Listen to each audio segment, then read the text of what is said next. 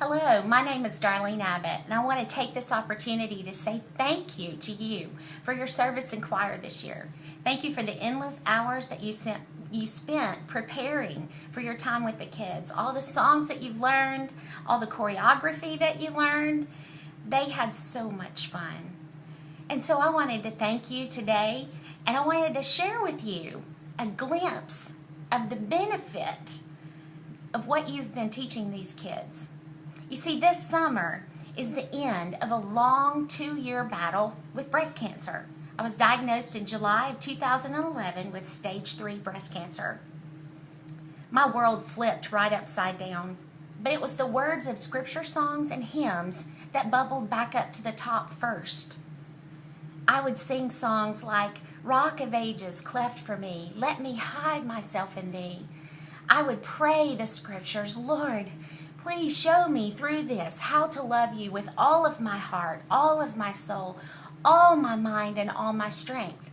And he would encourage me. So many people would encourage me with scripture songs that I had taught them or written for them. And so you have a unique opportunity to make this investment into these kids. I would search the scriptures for answers. 3 different doctors had told us that this tumor was large, solid, ominous, and its borders were undefined. That was the one that bothered me. I had scriptures and hymn songs and things to refute all of those words, except its borders are undefined.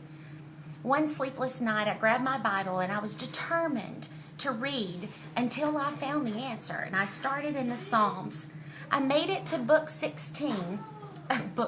to Psalm 16, when I found the scripture, "Lord, you have assigned me my portion and my cup. You have made my lot secure. The boundary lines for me have fallen in pleasant places. Surely I have a delightful inheritance." So the boundary lines have fallen in pleasant places. Those places and those boundary lines include all that Miss Rita and my parents taught me through hymns and scripture songs. So what you are doing, what I am doing, makes a difference. It makes a huge difference. And God's word will not return void.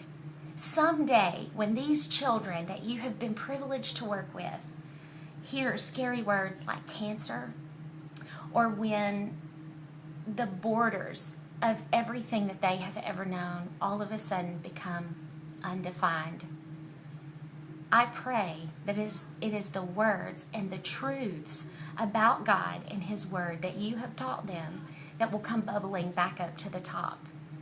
I have lots of other things that I would like to share with you about teaching kids songs, but tonight I just want to say thank you. I do, however, have the privilege of coming to be with you on August the 3rd. I'm so excited, and I hope that you will plan to be there. So thank you, thank you, thank you for kids who are just like me and are growing up, and they're going to grow up and they're going to meet many challenges in their lives. And I know if they could, or if they thought about it, they would want to give you a big thank you and a hug around the neck. So thank you. I'll see you on August the 3rd. Have a great summer and keep singing.